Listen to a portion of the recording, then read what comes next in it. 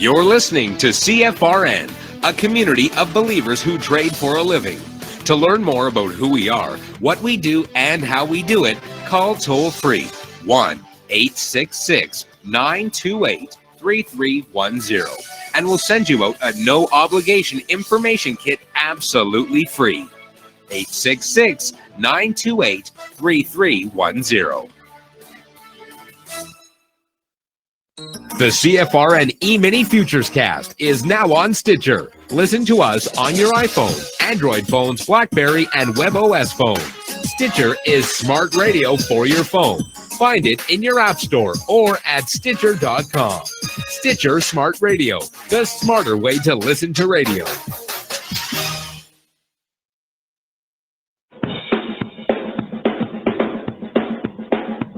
Are you ready, Steve? Andy? Yeah! Bert? Well, all right, fellas. Let's go!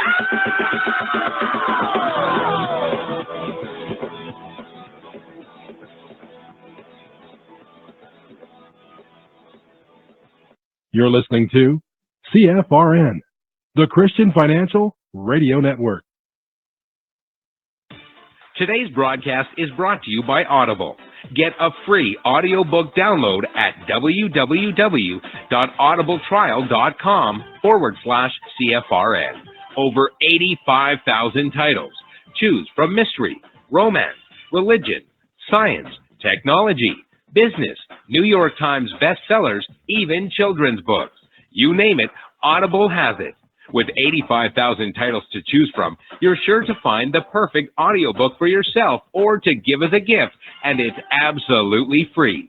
Just point your browser to audibletrial.com/CFRN. That's audibletrial.com/CFRN. And become a part of the audiobook revolution by downloading your free audiobook today. audibletrial.com/CFRN.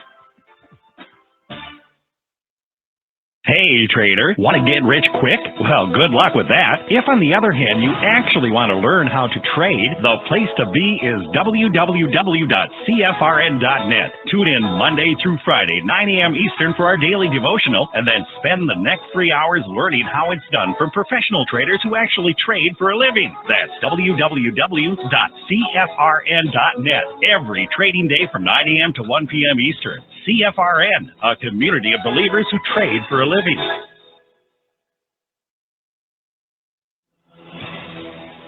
Good afternoon, traders, and welcome back to the CFRN Emini Futures Cast.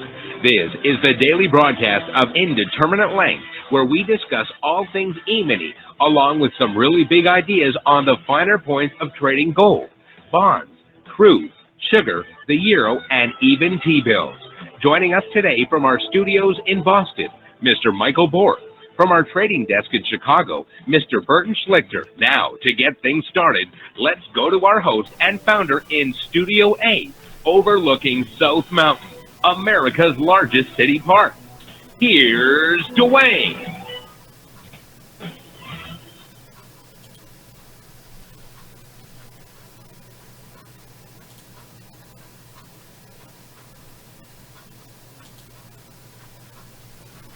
Hey, good afternoon. Welcome back. Today's Friday, 4th day of October, 2019. Thanks so much for tuning in. Whoever you are, wherever you are, we're just glad to have you right here, right now. Let me put up a chart of the S&P 500 E-mini futures. There you go. If you cannot see the chart, go to our homepage at CFRN.net. On the right hand side of the page, click the big microphone, follow the instructions. You'll be registered in about 30 seconds, and that will give you one-click access to the show each and every day. On the days you're out of the office, away from your desktop, just point a browser, any internet connected browser, to youtube.com/CFRN/live. There you will find a live, real-time simulcast of the show as it unfolds, brought to you by the good folks at YouTube. Thanks, YouTube. Okay, well, let's take a look at the daily chart real quick. There we go. Remove these fibs for a second, so you can just kind of get an idea of where we are, where we've been, and where we're headed. Where we're headed here is pretty important. You'll notice when we had this big move down back in July, we rallied up off the lows. And you know what? Let's put that in perspective for a second. From the swing low to the swing high back in July, which is right there. Okay, from the swing low to the swing high, price came down and spiked the 62% Fibonacci retracement. It rallied back up to this area, which became good resistance, which sent price back down to the 62% fib, which sent price back up to the area of resistance, which sent price back down to the 62% fib, which sent it back up to the resistance. Buyers finally came in here, which lines up with here, which also is that 50% fib from this low to this high. We got through the resistance, came back, it held for a session right here. We touched that area, caught a really nice bounce. That bounce took us from 29.47 all the way up to 29.94, basically a 50-point bounce off the support area. Support then gave way. This time we didn't make it. Whoop, stand by. Nope, I'm going to leave that there. I'm going to layer this on top of it. Hang on. From this low to this high. Remember, on this move up, we did not put in a new all-time historic high. So now, from this low to this high, we did hit the 62 again. From this low to this high, we spiked the 62. Now, while the fibs changed because we had a lower high here, one more time, from this low to this high, here's the 62. From this low to this high, there's the 62. But one thing hasn't changed, and that's this. It was good resistance, good resistance, good resistance, good resistance, good support for a session or two, however you want to calculate it, down to the new 62. Now we're heading right back up into that area of resistance. If the market takes this out in one fell swoop, I gotta say, I'll be surprised. Not going to rule it out at all. We have to embrace all possibilities, because the moment we tell ourselves something can't happen, that almost guarantees that, in fact, it will happen. Oh, well, I'm going to get long here because we can't go any lower. Yeah, we can. Or I'm going to get short here because we can't go any higher. But we can. Doesn't mean we will, but we can. Always embrace all possibilities. Okay? So the possibility is we could rip through here, continue on up to here, to here. But that's not the high probability thing. The high probability thing is that we'll find resistance in this area. Will it stall us out and send us sideways for a few sessions?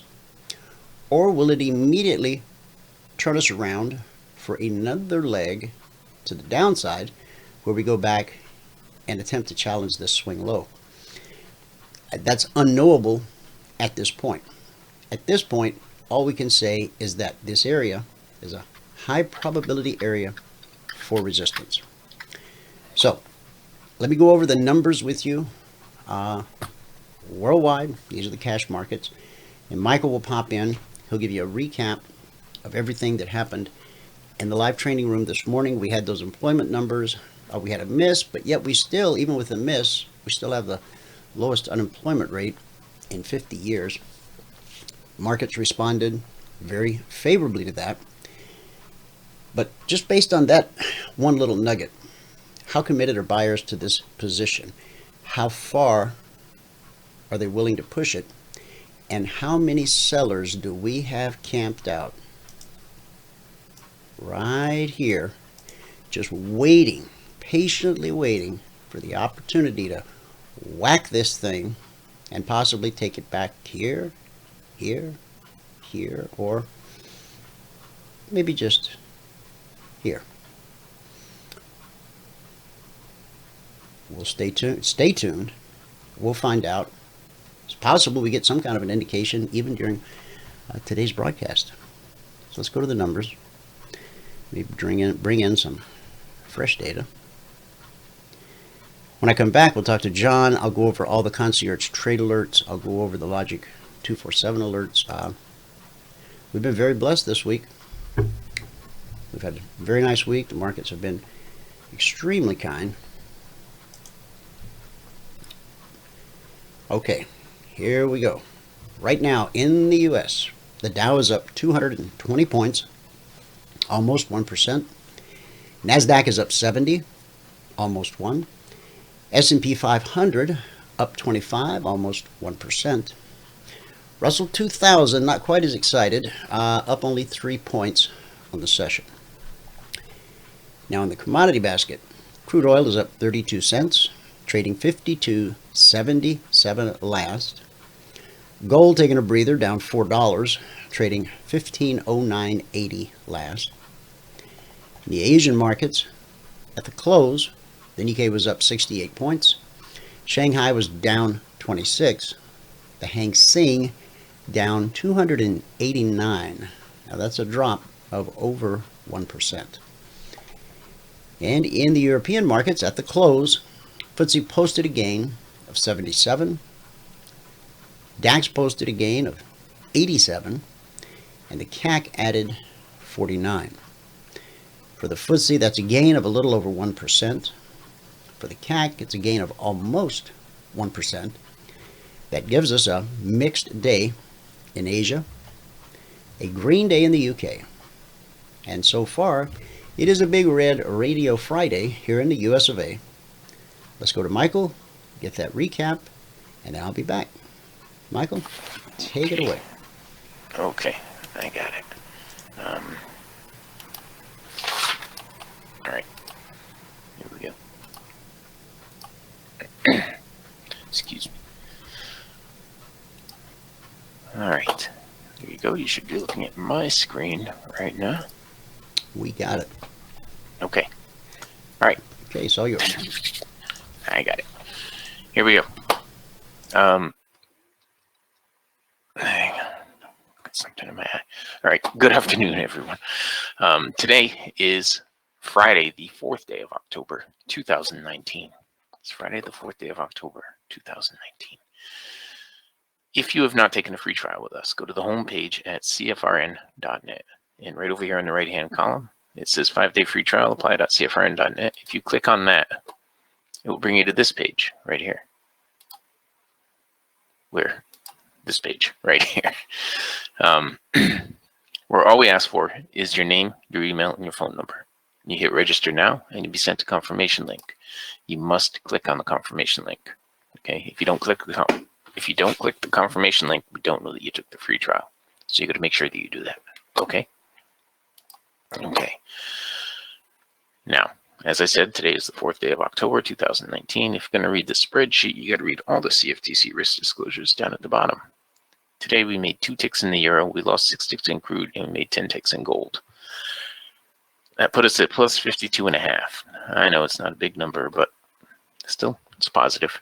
Today I took 11 minutes and 2 trades to get to the goal for the day. And on a Friday, you can get your goal for the day in 11 minutes and put the mouse away. That's a good thing.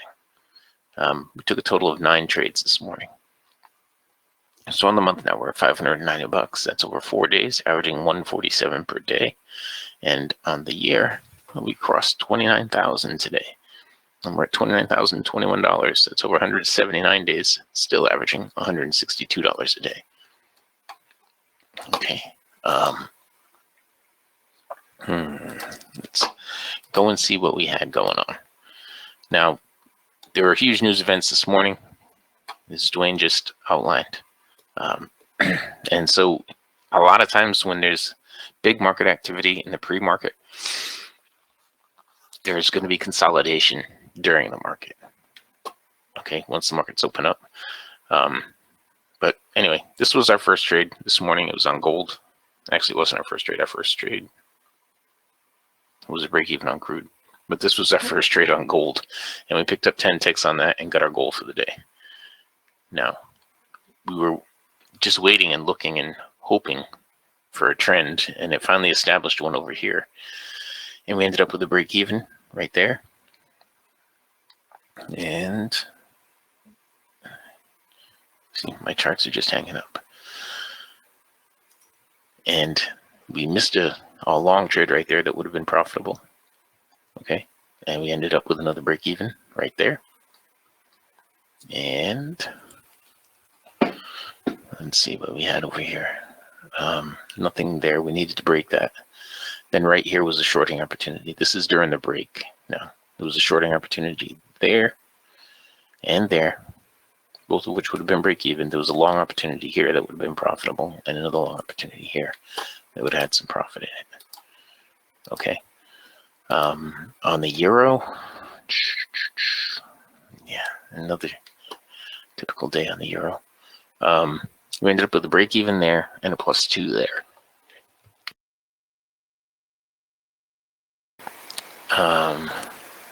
After that, we had nothing really. We had nothing that we could do really. On the crude oil during the break, there was big movement in the crude. Sadly, in the morning session, we started out with a break even right here. Then we stopped out on crude. Then we picked up 2 ticks here to get us to -6. And we had another break even right there and another break even right there. Then during the break, it gave a great shorting opportunity there and there and there. Right now it's showing a long off the BBC. You know, where's it going to go? Probably right up to this level, right up here. You see the dynamic resistance stop printing, and the YBR is right there. The 10 ticks on the gold, Brad, was a target. I put a target at 10 ticks when I was trying to get my goal for the day. Okay, the question was 10 ticks on GC was target or stop. It was 10 ticks profit. I'll go back and look at it again in just a minute with you.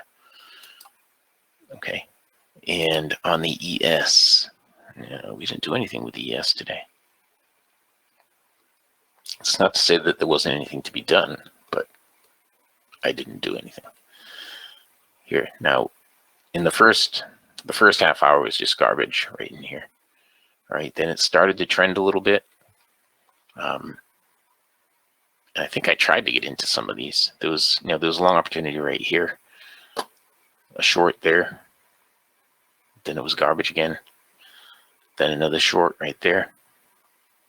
And more garbage. Nothing there. A long right here that would have been a break even.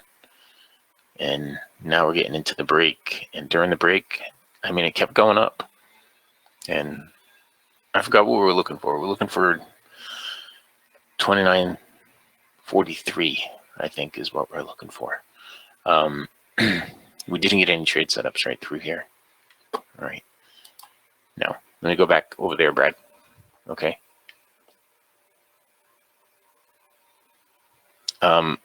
When I'm trying to get the goal for the day, that's when I put targets on.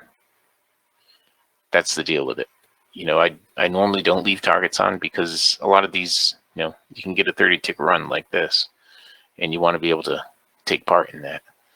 But on this one, I just wanted to get the goal for the day, put it in the books, and that's what I did here. I entered right in here, I think at 6.5, and I exited at 7.5. So when I got into it and I moved my stop to break even, I had enough profit to move the stop to break even. Then I put a target on at 10 ticks, and I just let it go and get that. Okay. And that was our morning session. Man. All right. So let's go back here to the spreadsheet. Again, excuse me. If you're going to read the spreadsheet, you got to read all the CFTC risk disclosures down at the bottom. Today is the 4th day of October, 2019. We made 2 ticks in the euro, lost 6 on crude, made 10 on gold. That put us up $52 on the morning session. This is one of those days where you put the mouse away after you make your goal. Today it took 11 minutes and 2 trades to get to the goal for the day. At that point, we're up $100 per contract. And then we took 7 more trades and ended up losing a little bit. We took a total of 9 trades today. So on the month now, we're at $590. That's over 4 days, averaging $147 per day. On the year, we're at $29,021. That's over 179 days, averaging $162 per day. Averaging $162 per day. All right. If you have not taken a free trial with us and you want to take a free trial with us, go to the homepage at CFRN.net. And in the right-hand column, it says 5-day free trial apply.cfrn.net. Click on that, and you'll be brought to this page.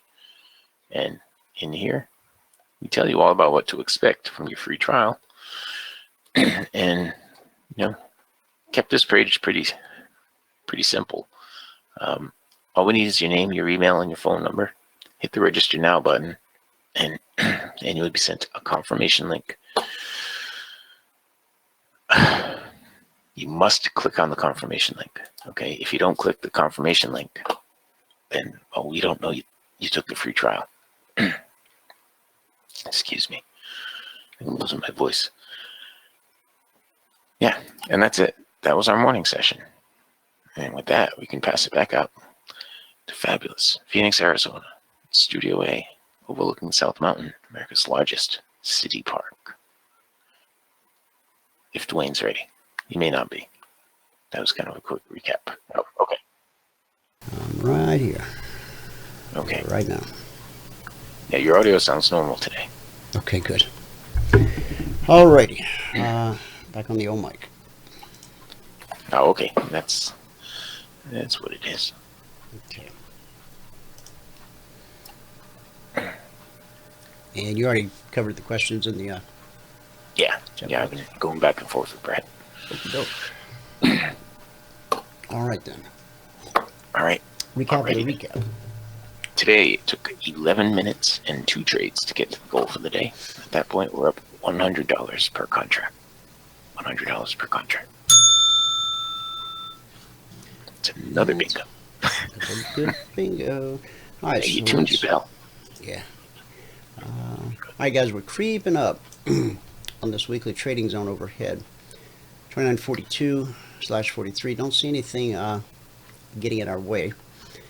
When we left this zone after that big spike down yesterday, we worked our way up almost to the zone overhead, and then we pulled back. We made another run at it. Got it this time. On the nose, 2918. And we pulled back again into this area of support. And here's the news. Here's the employment news this morning. Shot straight up, hit that zone, consolidated, and then leg, retrace, leg. So from 2940 to 2942. That's about as high probability as it gets, with the caveat that zones are an area, and while we do get accustomed to seeing them turn right at the zone like here and like here, sometimes it comes a little bit shy, and we've seen examples of that. Here it is again, turning and holding right at the zone. And yeah, early in the week, here we go. We made 1, 2, 3 runs at that zone overhead. the 97, 98. And we came up a couple points shy each time. Got to 44.5. We're trying to get to 97. I'm sorry, we got to, 94.5. We're trying to get to 97. So that's the state of affairs on that. Okay, let's talk Logic 247.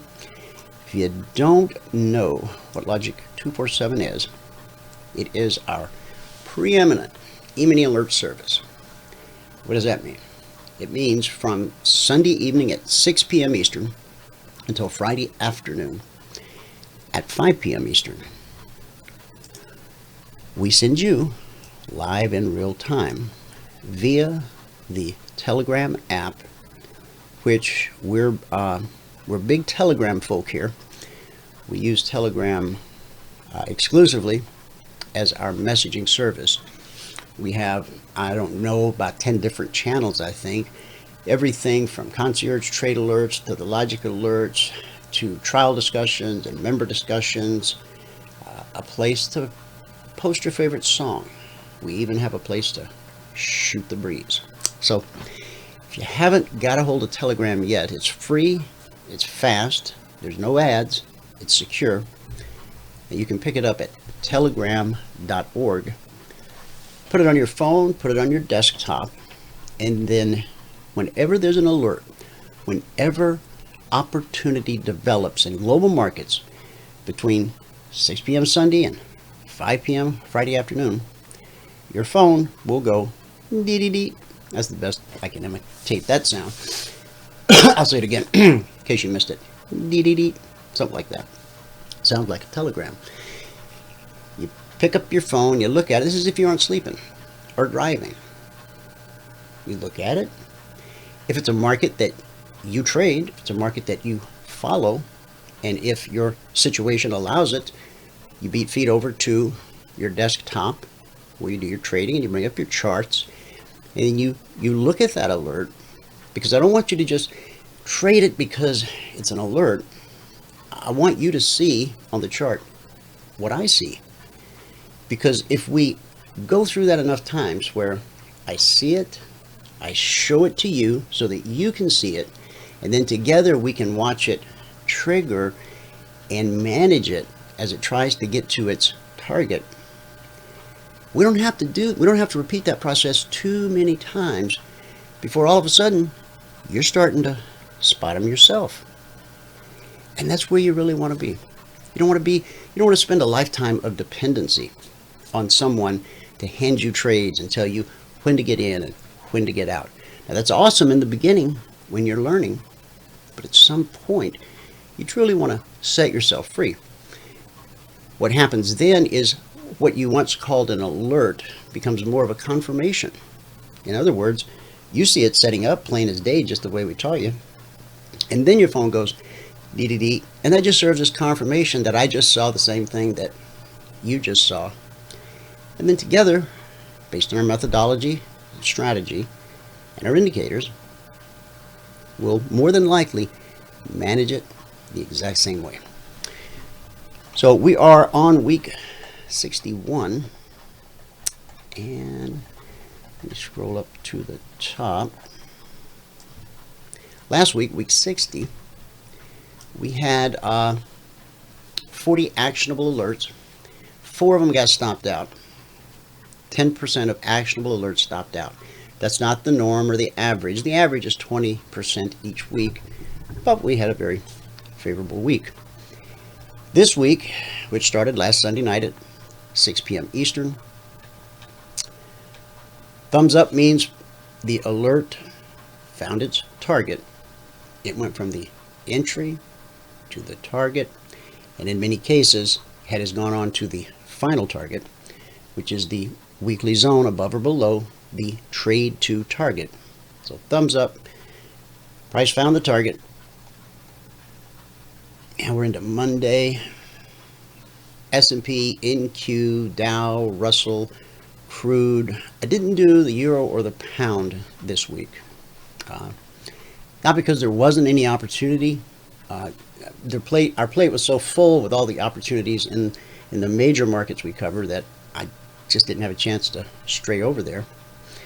Tuesday, we got stopped out here on a crude trade. Then there's more S&P and Dow and NQ and crude and more crude.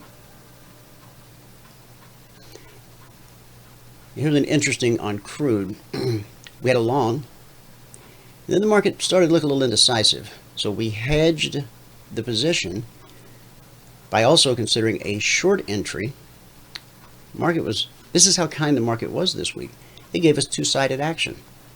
It did the short, and then it did the long. It did the long, and then it did the short. It might have done the short first and then the long. I'd have to go look at the chart. Bottom line is they found their target, both of them. And on into the week, I think it was Wednesday night, we had a couple stop outs, on the NQ and the S&P. And now we're into Thursday. This one, I guess, never got resolved. I'll have to check with Valerie on that. And that brings us up to today. And today's the 3rd, today's the 4th. The last ones I put out was last night, pretty late. Well, like here, it says 11:35 p.m. Thursday night. That's Pacific time. So you got to add 3 hours to that. So it was right ahead of the London Open. Because of the important economic news that we had out this morning, I didn't want to put any alerts out in front of that. I wanted to let the market just act and react. And now, throughout the rest of the afternoon, unless we get quiet and go sideways, waiting on Sunday night. And we've got, Michael, is it 1 or 2 that Powell is speaking? 2 o'clock. 2? Okay. So at 2, now he's delivering the opening remarks at some conference or something. So it's not like when he does Q&A after a Fed announcement. That's a whole different environment. I don't think what he says today will move the markets unless he intend now, and please hear this. If he sees something in the market he doesn't like, or if the president has, I don't know, ticked him off lately, he could intentionally say something. I thought about this last night. If those employment numbers, we missed the number, but we're still lowest rate in 50 years. My thought is that if the markets had sold off again today for the 3rd day in a row, I would suspect he just might say a little something in passing that would give everybody some confidence, something a little positive. But because of the move we've had, now we haven't taken back, here, let me just flip back to the daily for a second. Okay. Now I got 2 sets of fibs on here. I'm gonna remove the bigger one for now. We're just gonna look at this last leg. So today's Friday, Thursday, Wednesday, Tuesday. Tuesday's when we got the first big sell-off, followed by Wednesday. Yesterday we went even lower, but then we recovered. But we still haven't gotten back to where we were before the carnage started. And remember now, we got to pass through this area. Is it possible we hit it, come off, hit it again? Now, any number of things can happen. We could wind sideways at this area into Sunday night. What markets will often do, if they have difficulty getting through an area, or in this case, suspect they may have difficulty getting through this area, what I've often seen happen, Sunday night you get a gap higher open that takes you above the troubled area, and you can just gap and go. Although we do always watch for the opportunity for a gap fill trade on Sunday night. Let's say we gap above it, run a bit, okay? But the market still needs to fulfill that thing, that obsessive compulsive kind of thing, where it has to just come back and fill that gap. Approaching this area from above gives it the opportunity to act as good support. So that's a key. Watch that going into the close today. Do we get above this area or not? I'm thinking not, but anything can happen. Sunday night, if we get a gap higher open, we'll be watching for the gap fill, which will bring it back to wherever we closed today, whatever the closing price was. Now we're approaching this important area from above, and so instead of looking at it to be resistance, we're now looking at it to be support. That's a pretty valid narrative, I think. It's not a forecast. It's not a prophecy, but it's likely. Okay, I think it has a high probability. We'll call it that. All right, now back to logic. All right, so I just rolled you through everything that happened this morning, or everything that happened this week. Michael walked you through everything that happened this morning. Let me go here and here. Okay. All right. Here we go. Week 61. That's this week, the one I just scrolled you through. We've had 53 actionable alerts, still waiting on one to resolve. 50 of those have found their price target. 3 have been stopped out. So for the entire week, 6% of actionable alerts were stopped out. And again, I feel obligated to say, while that's great, love it, it's not the average. Don't want anybody to be confused, okay? 6% of actionable alerts stopped out. The average is 20. Markets are kind. All right, let's jump to the concierge and see just what happened. We have a channel now for the Concierge Trade Alerts. Well, we've had a channel for the alerts for a long time, but we now have one for the recap. And I think I managed to get, what, one chart posted in there last night. We had a partners workshop and had a couple other things going on, but I'll show you what it looks like. And if you want to gain access to that, get a hold of Valerie. She'll certainly be happy to help you out with it. I think I'm closing in on it. Not yet. Where did it go? Oh, I'm looking for the wrong icon. That's the problem. Yeah, so the recap channel will be filled with charts like this one. I still got to do all of yesterday's. I marked them up. I just didn't get them posted in here. So you'll be able to go to that channel, because maybe you don't get to come to the radio show every day, or you don't always have time to listen to it afterwards, which you can always do. I mean, we've got years of archives where we come in, do the recaps, Michael and I both, years at youtube.com/CFRN. And when you want to join the live show, when the live show is happening, you just add /live onto the end of youtube.com/CFRN. So each day going forward, you should be able to go there when you have the time and scroll through, and in the Concierge Trade Alert channel, you'll have the actual alerts. It's a static report, comes out once a day. Then you'll be able to go to the recap channel and see what happened. The good, the bad, and the ugly. All right.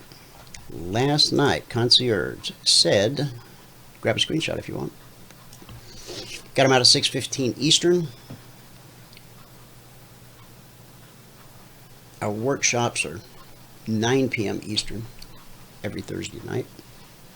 Michael taught some good stuff, so if you missed it last night, of course you know where to find the recording.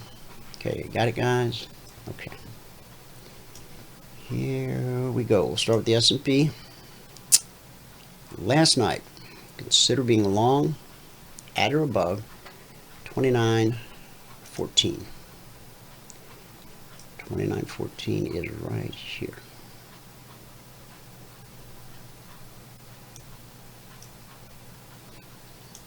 Okay.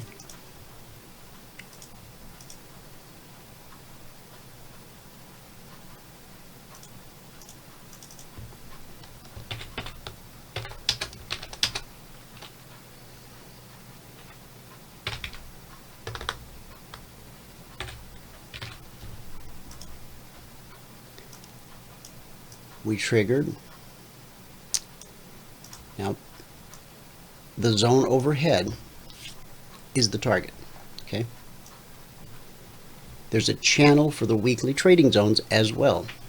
So when you see a long at 29.14, you instinctively know where the trade to target is.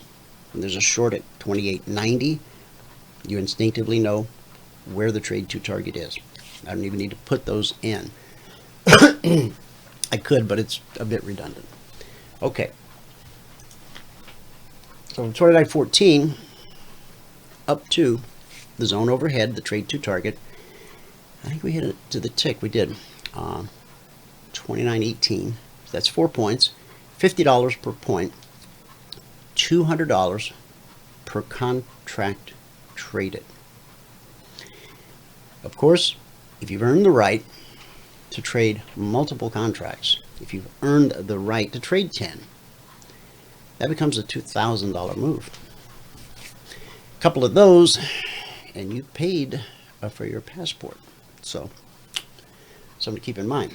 If you're still on the outside looking in, trying to make up your mind, weighing things, taking a look around, seeing what other folks offer, you should. You absolutely should. We do everything that we can to be as absolutely transparent as possible. In that, what Michael teaches and does in the training room in the morning, and what we do in the Logic 247 alert channel and the Concierge Trade Alert channel. We don't do it and then toot our horn on the good days. We toot our horn every day, good, bad, or ugly. Obviously, on a good day, it's simpler. It's actually enjoyable to come in and share the good news. But if we didn't come in on the not so awesome days and also share that with you, well, that would just be wrong. So That would be wrong. we like to stay away from wrong best we can. Today, for instance, was probably our worst day in a little while. Let me go look at that again. Still got the goal, right? Yeah, we got the goal. We got the goal early on. Did you want to grab yeah. the chart back? No, I'm just looking at the spreadsheet. Oh, okay. Yeah, today was our worst day since September 5th. But we still got the goal and we still ended green. Can't argue with that. Nope. Okay, now we got we the goal in 11 minutes. All right, so we went. Now we do know important prices, important areas are almost always tested. And so after doing the 29.14 to the trade to target, $200 per contract traded, we get back below the trigger. We pull into this support area right here. Hopefully you can see it. I'll try to highlight it a little bit. It was resistance, it was support, and again it was support for 1, 2, 3 hours. And the unemployment numbers came out. Off it went again, right back up to the zone. This time, instead of being rejected, that's rejection. Price was rejected at the zone. Not a bad thing because you got your target. Only three things happen at a weekly trading zone. The most likely, the one you see over and over and again, consolidation. Okay, that's 1, 2, a little over 2 hours that price just spent consolidating right there. That's the most likely thing to happen. Second most likely, rejection. On the ISM news yesterday, price spiked down, touched the lowest weekly trading zone for the S&P. By the way, we've published these zones for our traders every Monday, 6:15 a.m. Eastern, since December 14th of 2009. So what you're seeing on this chart today is nothing unusual. It's not out of the ordinary. Now, I did say that our results this week have been above average, but what you're seeing here with the actual zones themselves, that's not above average or below average. It's just how the zones have operated for the last, well, closing in on a decade. We got another month. We got 2 months. 2 months. We hit our 10-year anniversary with the zones. The third thing that can happen is the slice, and when I come across one of those, I'll show it to you. So price goes back to the zone, consolidates, starts moving higher.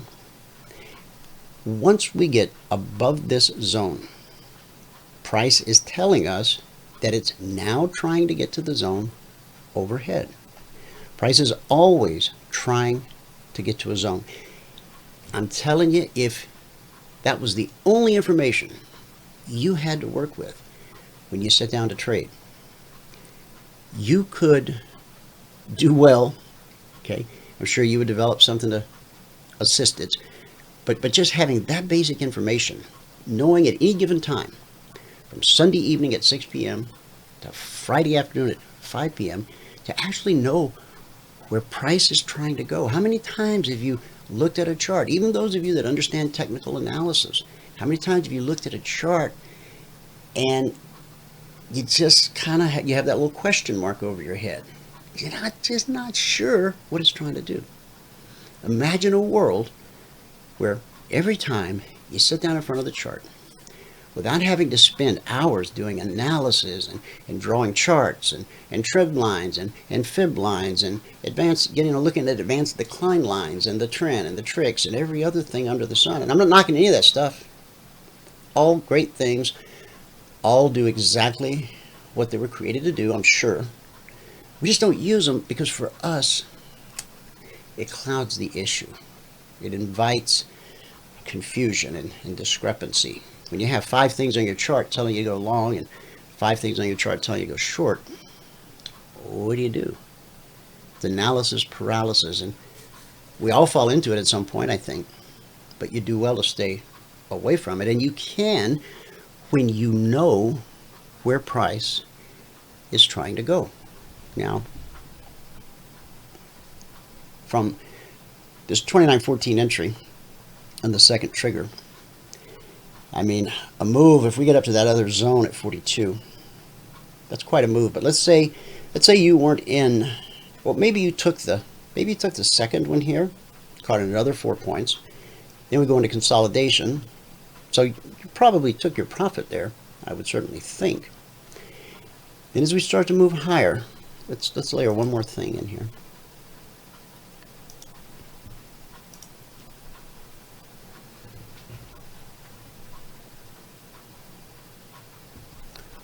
Where's price in relation to the BBC? It's above. Remember, when price is above this green line, that just stands for bull bear cross. When price crosses above, we're bullish for whatever time frame we're looking at. And when price crosses below, we're bearish. In other words, we anticipate lower prices. We anticipate lower prices. And then when we're above, we anticipate higher prices. So as long as we're above, once we get above a zone like this, right here, we can clearly see what the market's trying to do. It's trying to get to that next zone overhead because price is always trying to get to a zone. Here off of the consolidation, we had a beautiful impulse leg. That was the 9th. Now this was the trading off the 8:30 news, the employment numbers. This big green candle was the Wall Street open, 30 minutes, 9:30 to 10. And we caught a little pullback and just continued on. Lots of bullish momentum. No doubt there are folks out there who probably at this point, I'm pretty sure, because you have this little double top going on here, I'm sure there's people out there trading who thought, based upon their technical analysis and their understanding of how markets work, doesn't make them wrong, it just means they were doing what they were taught. They probably thought this was the high. Especially after this little guy right here. Most of the world doesn't know it's consolidating inside of a weekly trading zone. That's something you and I know, but most of the world doesn't. Bet you there was lots of short orders going in to this Wall Street Open. Not us, because price is above the BBC. And as long as it's above, we're going to anticipate higher prices. And when price is on the left side of the blue and climbing CFMA1, that's very bullish in and of itself. In order for that to happen, of course, the prerequisite is that it has to be above the BBC. Now, in the live training room, you guys hear Michael talk about separation quite a bit. I don't bring it up as often, but it's certainly valid. Everything he does and everything I do, they're inextricably linked for eternity. They look different to the untrained naked eye because he's operating in one time frame with some very hard and fast rules, which is it's so important that you learn those and that you get that fundamental understanding of how markets work and the clarity that our indicators and our narrative give to whatever the market is currently doing. But you notice here quite a bit of separation. You see on this climb here between the step line and that blue and climbing CFMA1, there was separation. Nice. That's nice separation. Because sometimes it tracks real close like that. So that was good. This is even better. Now, what's happening up here? Price has started to walk sideways. The step line, our exit signal, that's when our indicators tell us the move is potentially over. We should take whatever profits we have at that point. Even if we haven't reached the trade to target, we started to walk sideways. We actually got a cross right here. Step line crossed that blue and climbing. If we were to get, if this candle suddenly went red and closed below the step line, that would be the CFRN E-mini method official exit signal. We see it's a little bit of red right now. Am I thinking that's what's about to happen? You know, I'm not. It's possible. What I think is we go sideways for a moment and then we pop, because the stuff that sent the market higher here and here, to the best of my knowledge, nothing has come out to negate that. So you've got folks maybe taking profits, okay? But I think we'll see some buying come in here at some point and push us. I think we'll get pushed up to that 42, 43. We could even close inside of that zone at the end of the session. We see that in a lot, closing right at or right in a weekly trading zone. However, if you're in this, if you're one of our passport holders and you're in this trade right now, you've got two options available. If you got in here at, well, let me take a look at logic. I think we had one on the way up this morning. May not have. Oh no, that's right. I didn't put anything else long out this morning because I wanted to get all of this news stuff behind us. So if you were trading, here's the concierge, but all of our traders, and this is where you'll get to, should you choose to become a passport holder, you'll be taught how to recognize what this means.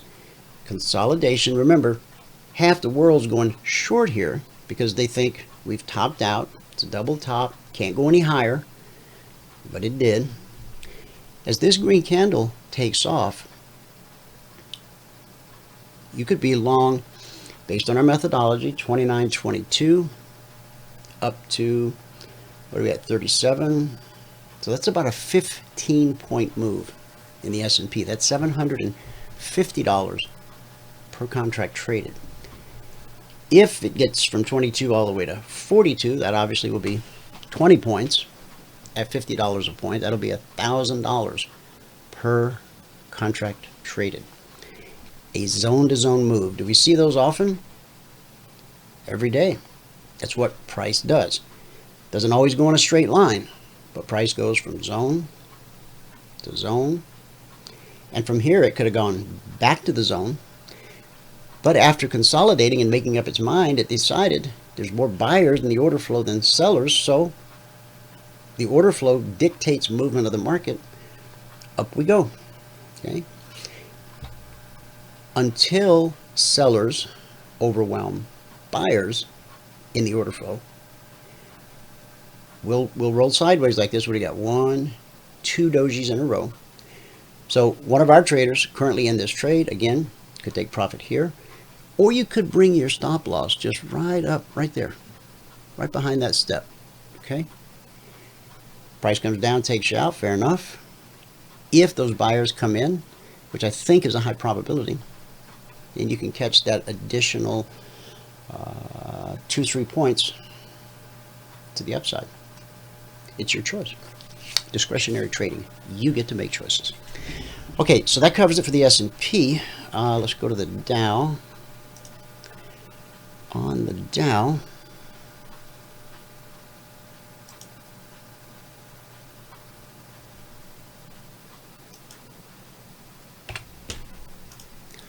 Concierge Trade Alert last night, consider being long, 26,210.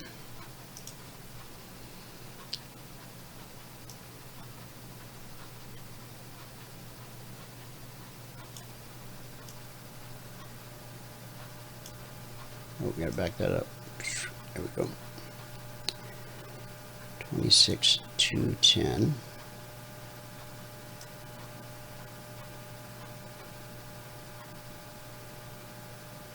All right, 26,210. From 26,210, the initial trigger took us to a swing high of 47. So that's 37 Dow points at $5 per point. That's roughly $180 per contract traded. Now remember, these are 30-minute candles. We pull back into this area of good support right here. Let me just stretch it across and show you like I did on the S&P. That area was resistance, it was resistance, it was resistance. Consolidation, move above, pull back, confirm it's now good support. Up we go. Back into support. Here comes the news. And so now from 26,210, we put in a high up at 405. That basically, that's 200 Dow points at $5 per point. That's $1,000 per contract traded.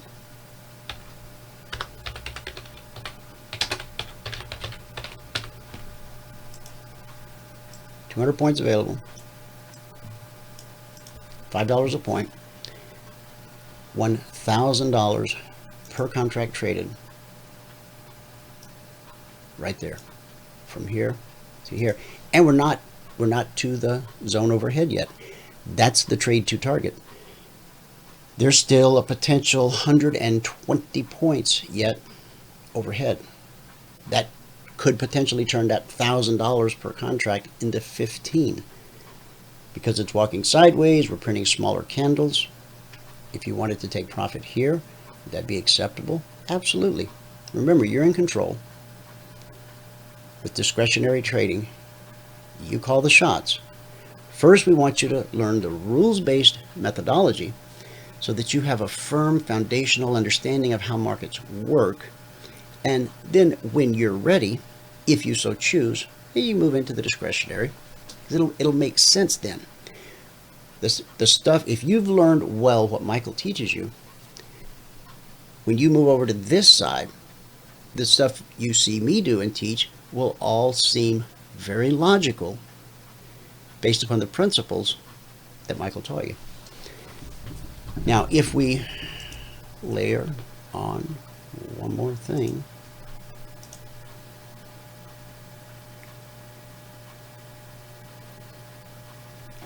Could price give us an exit signal, which would mean a red candle, this candle closing red below the step line? Could it give us an exit signal, pull back to the BBC, and then do another leg up to that zone? Absolutely. Based on everything I just said, anyone who might be currently in this trade, based off this Concierge Trade Alert from last night, every one of our passport holders had an opportunity to participate in this move. $1,000 a contract so far, potentially more on the table. But anyone who is in this at this point, having a stop loss right here, not a bad idea. Okay? That leaves you another $500 potential on the upside as we try to get to this zone going in at the close. All right, let's go to the Russell.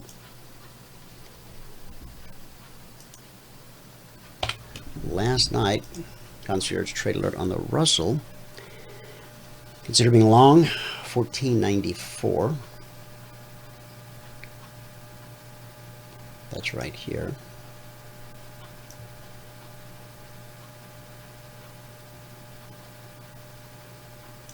More like right there. 1494 swing high, 97. So that's $150 per contract. That's what the market made available. Important prices, important areas, almost always tested. Price gets back below the trigger. Walked right back up to the trigger. Didn't quite touch it. Having a moment of hesitation here. Taking its lead from that sideways action we just looked at in the S&P and the Dow. But we'll just be patient and we'll see what develops here. Next, gold. Okay. Last night on gold, the Concierge Alert is to consider being long. 1514.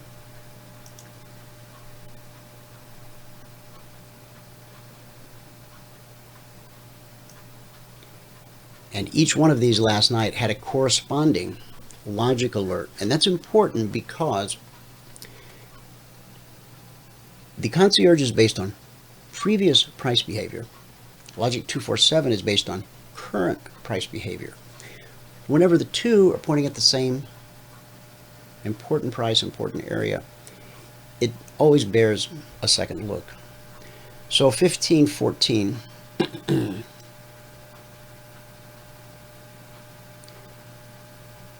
1514, yeah, 1514 to the swing high here at 1516, so that's $200 per contract traded. Then we get back below the trigger, trigger again, and we run up to, so that's $170 per contract traded. Back below the trigger, off we go again. It's another $200 per contract traded. Back below the trigger, off we go again. It's another $150, $170 per contract traded. Then we get back below the trigger, and this time we run all the way to 1522. So from 14 to 22, that's 8 points at $100 a point. $800 per contract traded. On the NQ,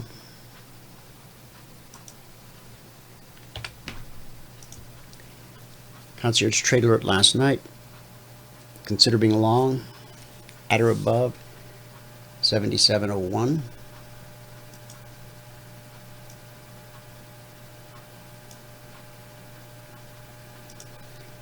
The zone overhead, that's the trade to target. So from 01 to 26, that's 25 points at $20 per point. $400 per contract traded. I'm sorry, $500 per contract traded.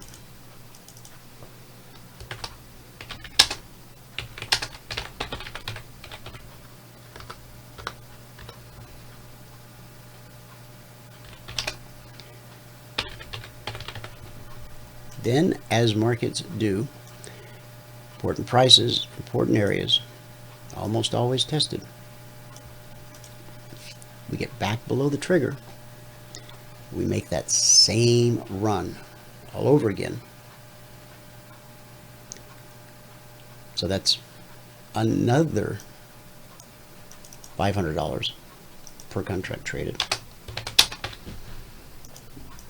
If you participated in both, that would be $1,000 per contract traded from the entry to the target. Now, be real honest. A lot of training, systems, strategies, methodologies, it can be very complicated, convoluted, and expensive. But when the instructions say to consider being long 77.01 and consider taking profit at 77.26, you can probably just see right away, okay, it's not going to take me weeks or months to learn how to click my mouse at 77.01 and then click it again at 77.26. I can learn how to get in, I can learn how to get out. And while I'm doing that, while I'm honing my craft in SEM, because remember, you got to earn the right to trade with live money if you want to hang with us, because we just know that's in your best interest, okay? You can learn how to enter and exit. That's 2 mouse clicks. While you're learning the other stuff, which is all simple by design, okay? You'll learn over time why we expect this to be good resistance. And you'll start to understand that prices are almost always tested. And so when it comes back, it triggers a second time. You understand what that is, why it's happening, how to take advantage of that. So the methodology, the part where you really start to understand how markets work, how price flows, and as you get a hold of what we do is fluid across all markets and all time frames. So if you trade crude, is this for you? Silver, gold, the Russell. Well, we show you a variety of markets each and every day, even bonds, even greens. As you are learning how price flows, what our indicators are showing you and telling you, you have the benefit of being able to do what our traders do as you're learning. Not after you learn, but as you're learning. You learn how to click here, and then you learn how to click here. And as your confidence builds, you might click here, and then again here. And as you really start to understand the methodology and the strategy, when price takes out this high, you just might put on a trade yourself without any kind of an alert, because you clearly understand what price is trying to do. It's trying to get to that zone overhead. It may or may not get there, but as long as it's trying and you're moving along with it, guess what? An awful high probability, or a wonderful high probability, that whether you reach that trade to target overhead or not, you just might be able to get your goal for the day, your points for the day. So there you have it. S&P, the Dow, the Russell, gold, Did we do crude? Crude. Oh, we didn't do crude. Ah, that's the one we didn't do. Okay, glad I walked through that. On crude, we said to consider being long. 53.40.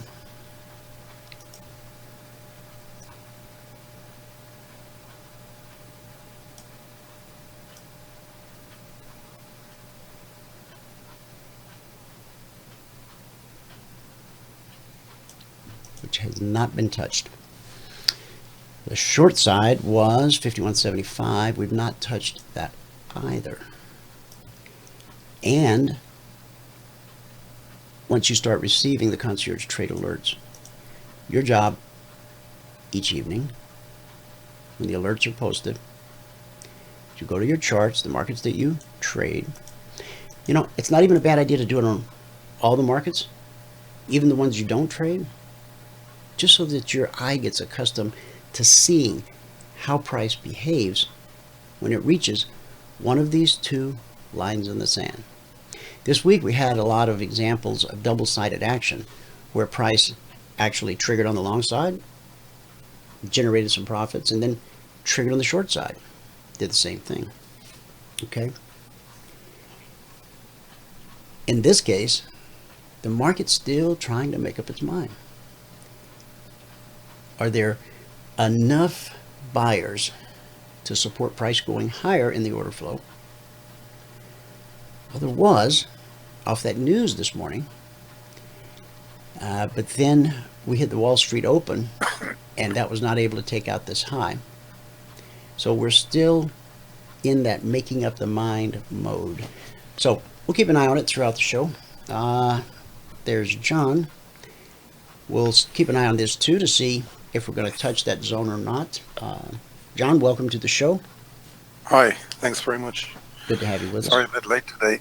No worries. Yep. Well, you know, it's interesting. I think we can safely say there weren't too many people who were able to pinpoint this bottom the last couple of days like we've been anticipating it for several weeks. And to be honest with you, when it was making the bottom, it looked pretty dreadful. And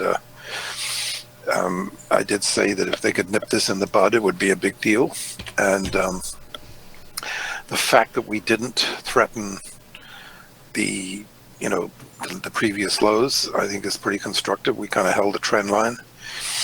And this is a pretty big deal. You know, we're making a huge, potentially very strong weekly reversal. It's not the perfect weekly reversal unless we go up, a lot more points today, but it's got enough in it, I think, if you could put the weekly up there. Yeah, I sure will. That's what I'm headed to. To potentially, look at that. The last time we saw that was back in August, and we said, if it were to go up, it would be great, but it came back and it didn't actually take that out.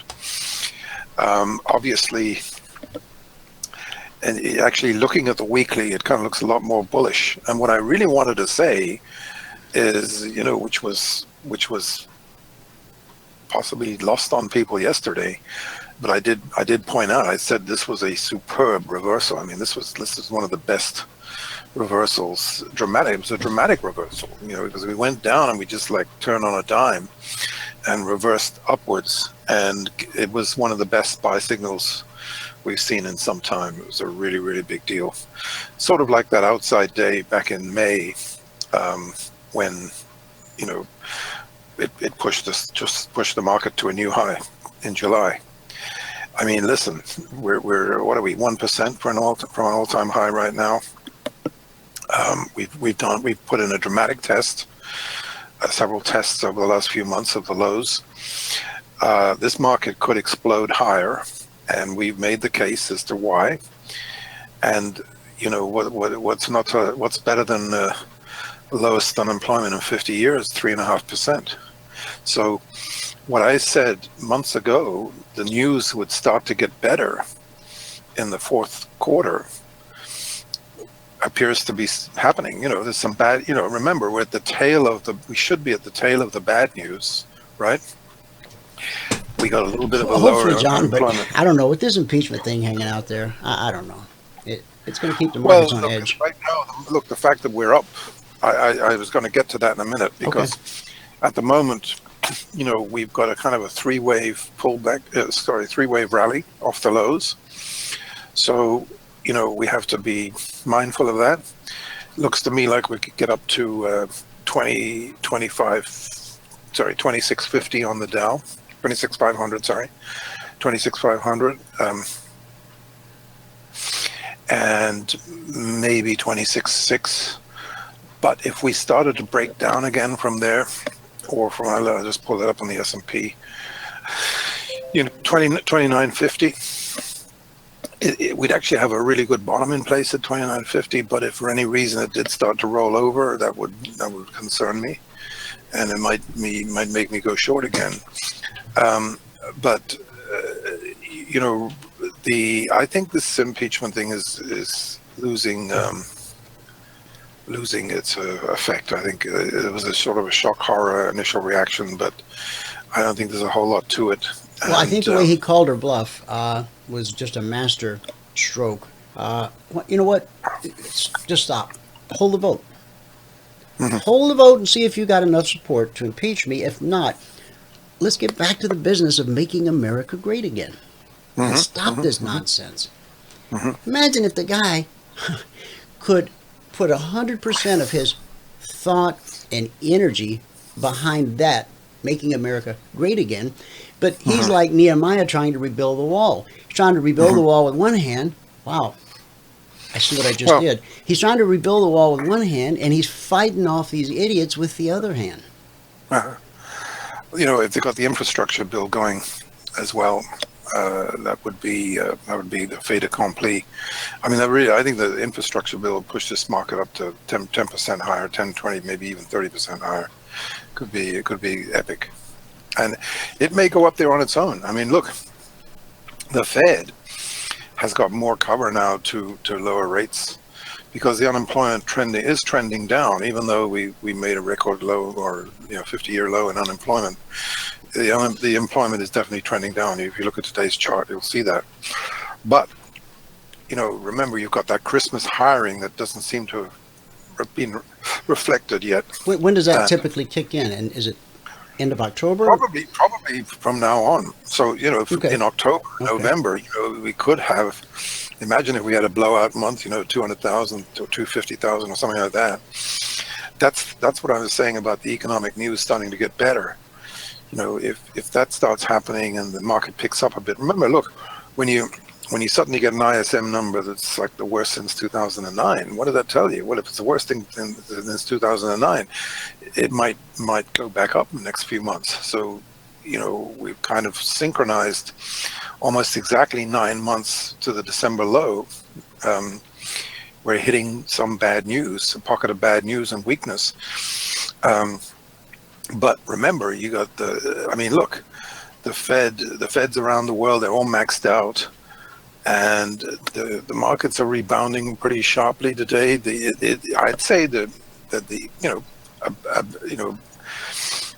barring something really bad happening, and the market rolling over and the economy going with it, right now the market looks potentially poised to hit new highs here going into the fourth quarter. And remember, seasonally, the fourth quarter is very strong in a pre-election year.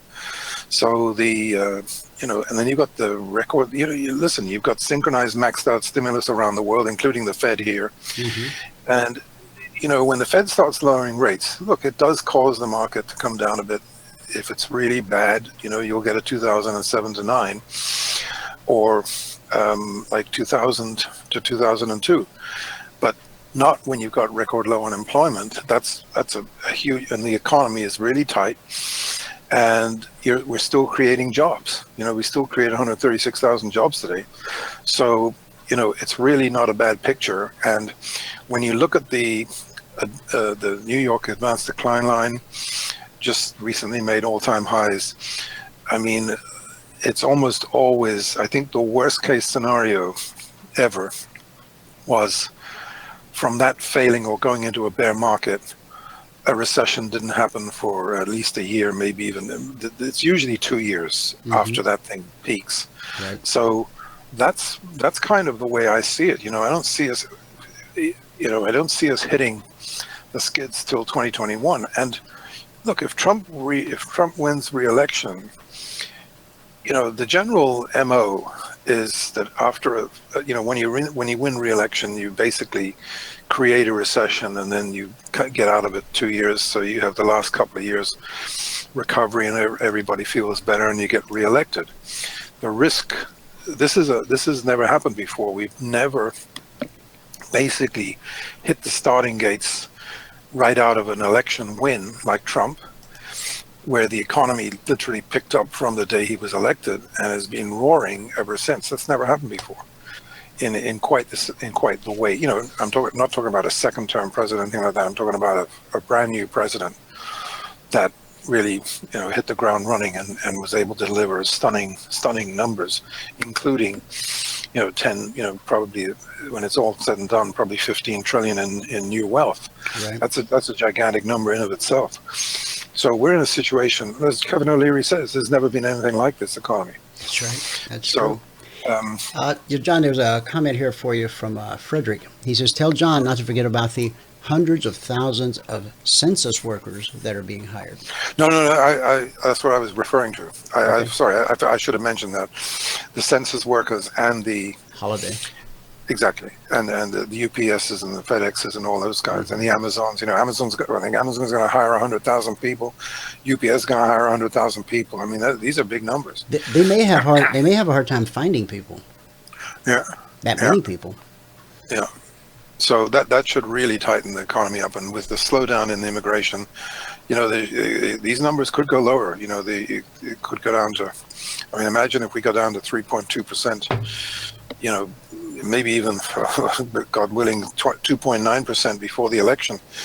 That would be something if we actually broke the 3. And it could happen. It could actually happen. Is Karen, are you in the audience today? Karen had a comment yesterday, and I missed it. So just as I was logging off, Valerie brought it to my attention. It had to do with the healthcare system. I think Karen... I didn't realize, I guess, or I forgot, that she lives in the United Kingdom. And so she was speaking, I think, about the healthcare system there. So if you are here today, Karen, I apologize. I missed your comment yesterday, and I'd like to discuss that today. So if you're here, please type it in the chat box. So we'll give her a minute and see if she is here today. What did you say about it? John, I don't remember the exact words. I should have maybe jotted it down when I spotted it. The national health system is a pretty good system. I think she said something like she had to wait so long for a test of some kind of something that she ended up coming to the U.S. to get it done. It suffers from the same problem that all these government kind of health systems suffer from. But the national health system, listen, if you're a Brit and you get into any kind of trouble, the health system's basically free, as far as I remember. It might have changed a bit since, but that's the story. They have a different system in Australia. You have to pay 20% or something. So it sort of eliminates people who just show up for treatment because they want to talk to their doctor or something. Right. Yeah. But the national health system is certainly one of the better systems around the world, I think. That we could probably. I think Boris Johnson's going to make a lot of changes and maybe make it a lot better. We'll see what happens. But the interesting thing, what you just said there about health insurance. My last company, I had 50 employees. Before I got them health insurance, they were like the healthiest bunch you ever saw. But then it's 50 employees. Yeah, when I have 50 employees, before I got them health insurance, everybody was healthy. The second I got them health insurance, they were the sickliest crew you ever come across. Everybody got to go to the doctor, and what, maybe they were just being troopers before, and now they actually, for the first time in their life, could go to a doctor without having to pay money and get help. But it was definitely noticeable. I got a friend. When he turned, I guess is it 65 right now? Where do you get? At 63, you can get it. Is You're that, talking about okay, Medicare? well, Yeah. whenever he turned the age, you know, I couldn't get a hold of him because he was with his doctor every day getting every single test under the sun. You know, Yeah, I think if you choose, maybe you have to choose to collect your Social Security at 63, and then you automatically qualify to get on Medicaid at that. And otherwise, I guess it's 65. Yeah. a few of the things that were going well a couple of days ago, the coffee, cocoa pulling back actually quite sharply. So they may have reached their short-term limit. The gold, you know, as far as I'm concerned, Here's it gold. looks like the gold is going to have a pretty good week. Maybe you could put up the week there and see what it looks like. Okay. Now, there's a weekly Yeah, chart. I mean, this is a pretty powerful weekly buy signal here on this gold. Yeah, yeah, it looks like it's ready to pop. Yeah, and I think the same thing on the silver probably. If you want to take a, and by the way, the palladium is still holding in pretty strong too. Yeah, the silver's not as good, but look at that doji. That's pretty rare. If this thing finishes green today, that's very positive for the Sunday night open. Yeah, yeah, and look, if we blast through, excuse me, if we blast through these spikes here on the silver to 20 plus, that would be exceedingly bullish, and probably would mean a run to 24 or so. And on the gold, as we said already, it looks like it's heading for a couple of $100 gain. Now, if something really bad happened next week and the market did turn down, you know, the gold and silver certainly look better and stronger than the Dow right now. Maybe you can look at the S&P and see how it looks. We just did it a while ago, but it's let's obviously... let's look at the SPX. Let's look at the cash index. Okay. There we go. I mean, and that's on a weekly. It's pretty good. It's pretty good, but you know, that's also a hanging man, which is you know, can be a problem. That weekly doji. Based on the context, I still see it as bullish at this point. Let's see how it closes for the day. Yeah, I mean, look, obviously 3,000 is a very key number now. Getting back above 3,000 would be very bullish. And holding it on a pullback, yeah. Yeah, listen, it could be explosively bullish because there's, I mean, you know, I think next week we've probably got the, did we get the jolts this week? I've got a news page right here. Let me take a glance at it. It usually comes out on the Tuesday, the first Tuesday of the month. Maybe it's the second week or something. Because if something came out and it really pushed the market higher, you know, it would sort of go on its own momentum.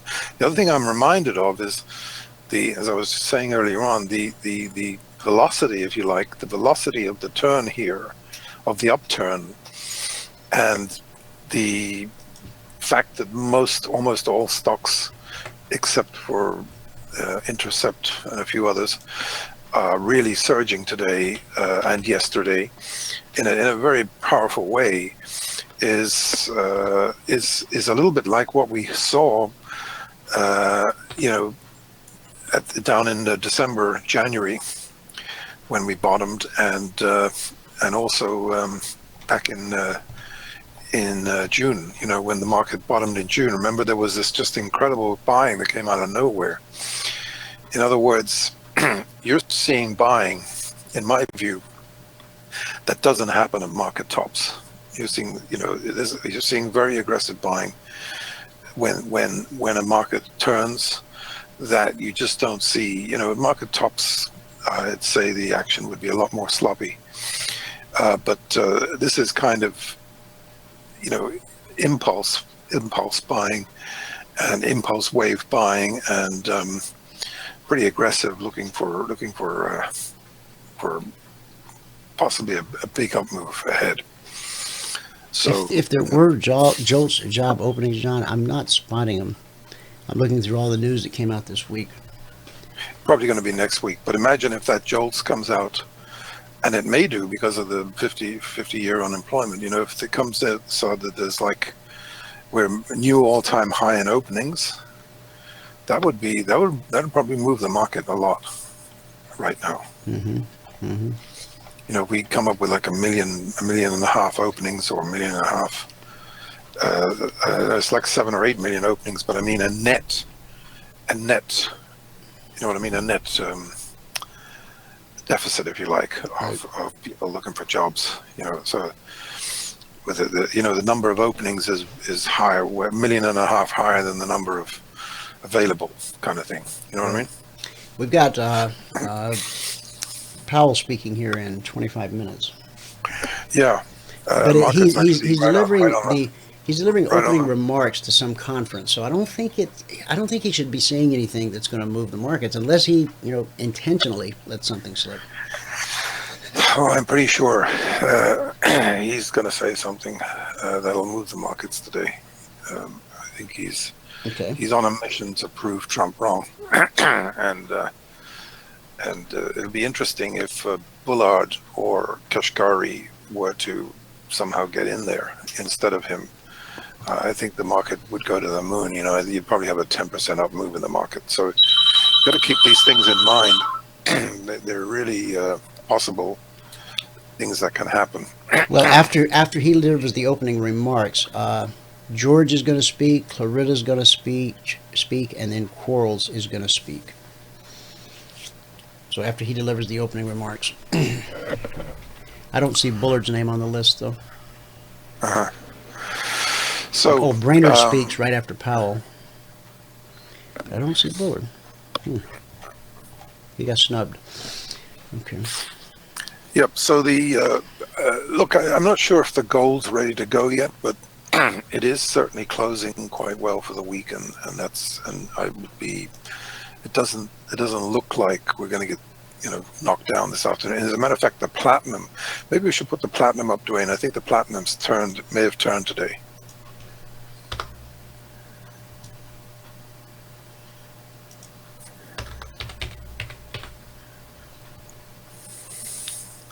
There we go.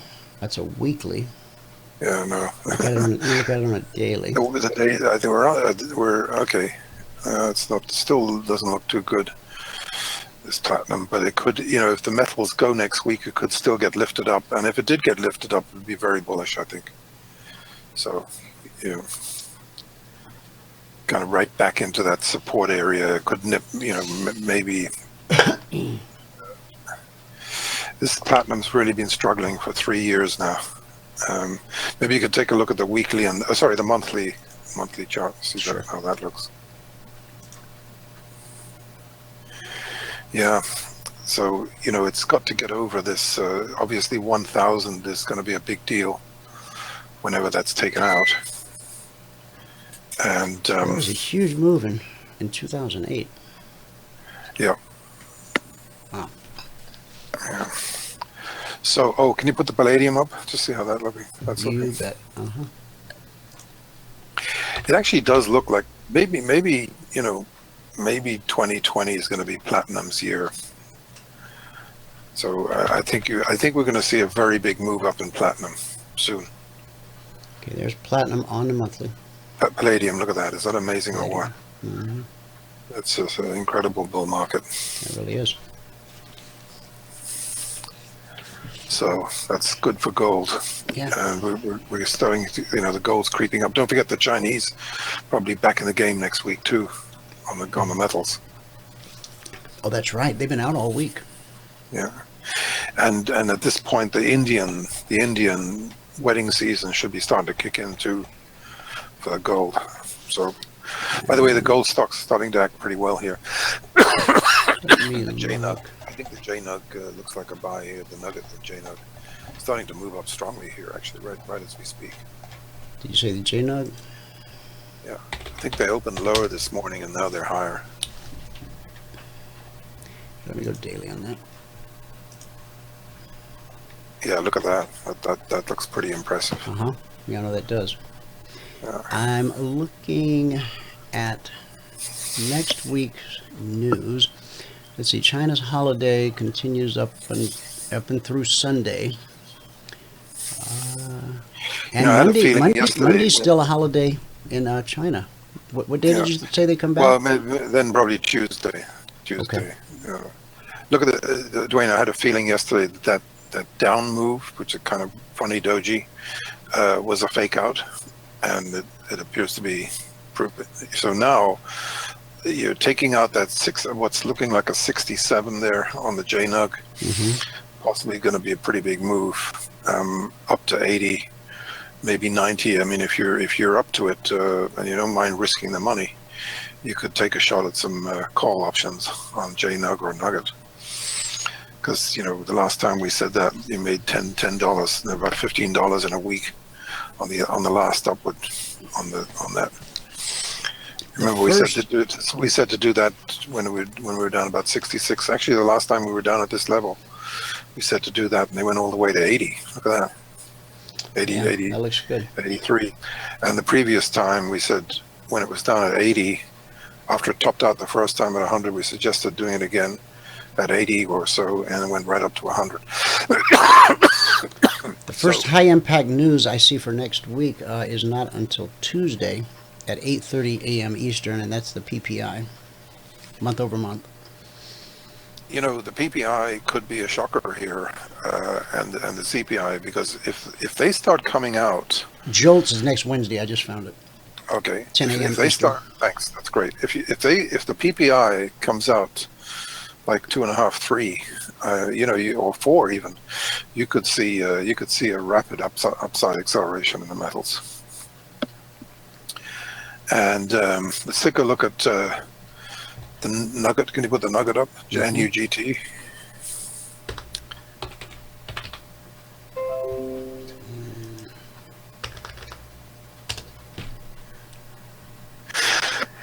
There it is. Yeah.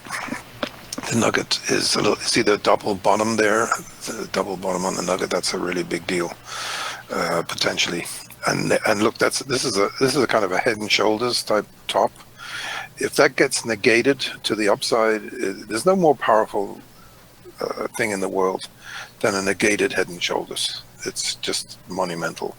The measured move off that would really be like $30 to the upside from probably, so probably go to $70 at Nugget.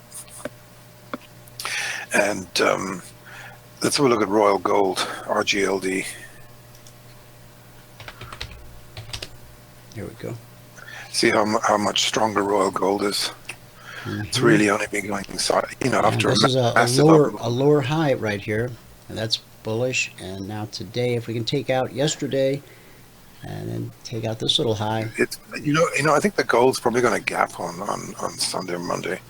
Have a look at let's look at a quick gander at the weekly there, Dwayne. Okay.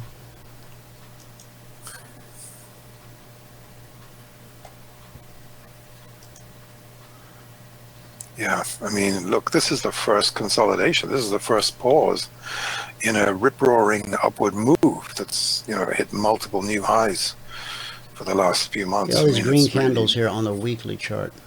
It's very, very bullish. The Newmont Mining, NEM.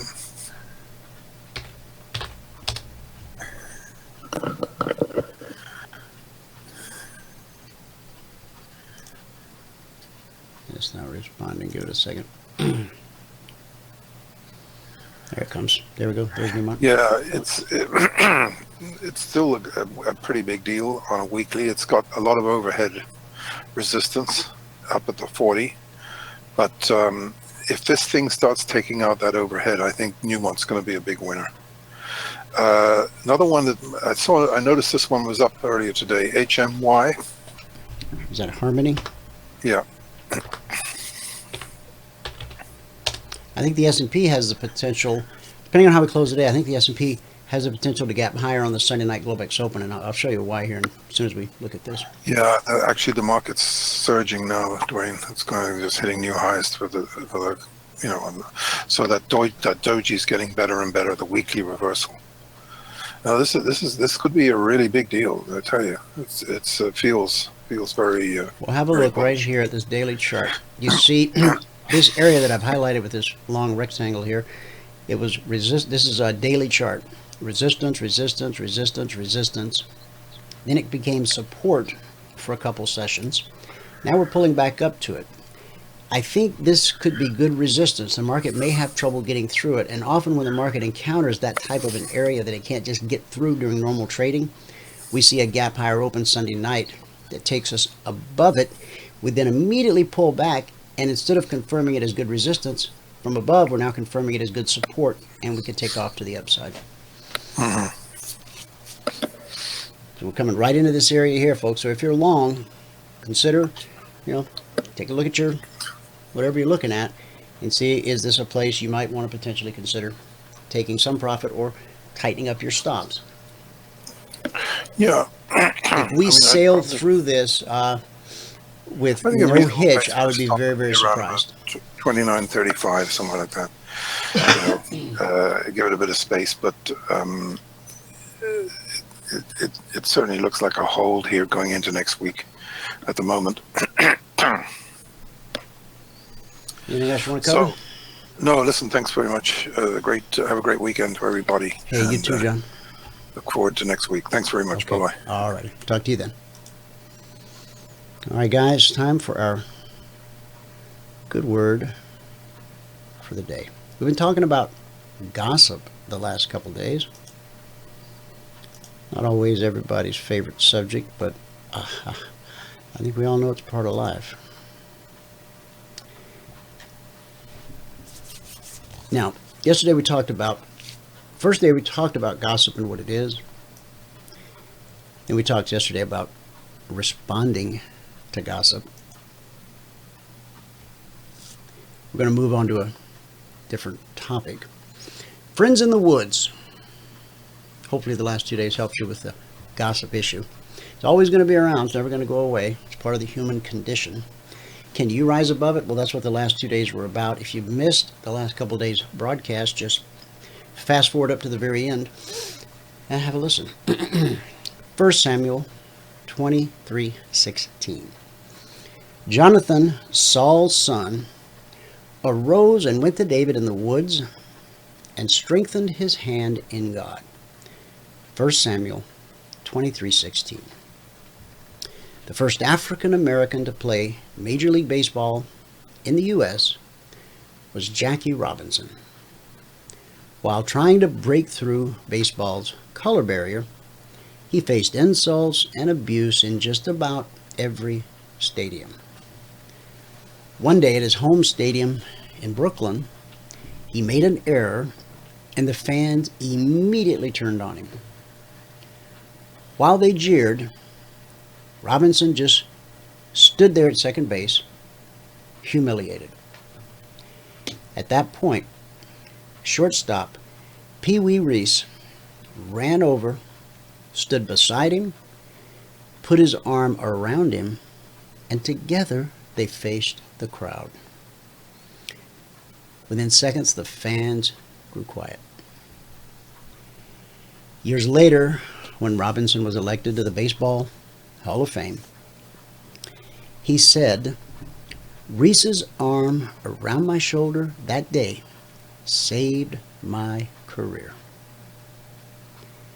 Jesus knew Peter would strike out and deny him, yet he extended grace to Peter even before it happened.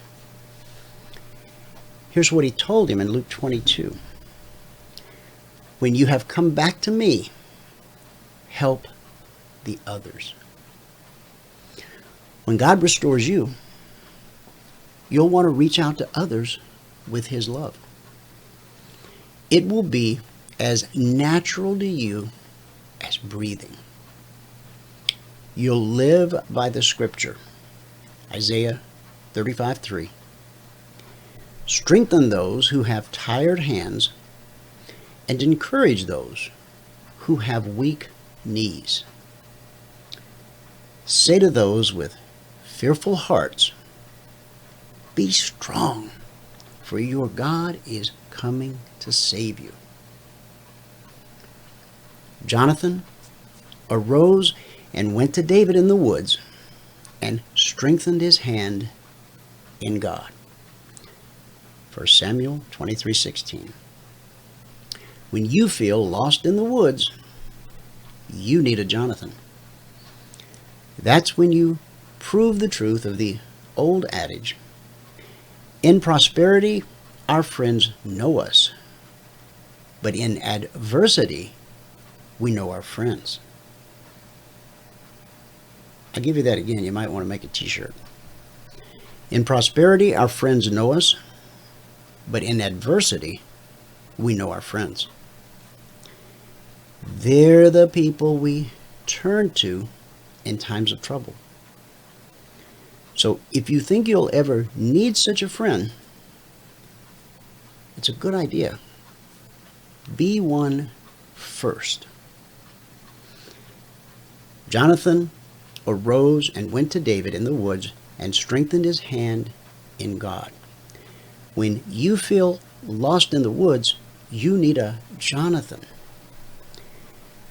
But there's probably somebody out there that you know right now who needs a Jonathan.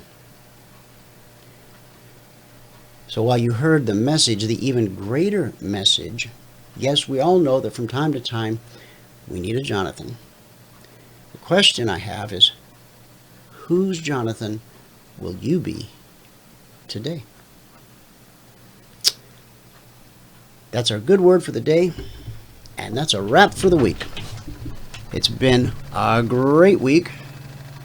If you have any questions about anything, if you're ready to become a CFRN partner or passport holder so that you have access to the live training room, to the indicators, to the Logic 247 around the clock preeminent Emini alert channel, the Concierge Trade Alerts, all that and more. Call Valerie at 949-42-EMINI or send her an email, support@cfrn.net. She'll get you out some information, price list, everything you need. So when the markets open Sunday night at 6 p.m. Eastern, you'll be ready to follow along live in real time. It is the weekend. CFRN Charter dictates if you're a part of the family or part of the community, you must spend quality time with your family this weekend. Of course, I'll see you all in church on Sunday. Thanks so much for tuning in. Whoever you are, wherever you are, may God continue to richly bless you with His mercy and with His grace. And I'll see you at the bell.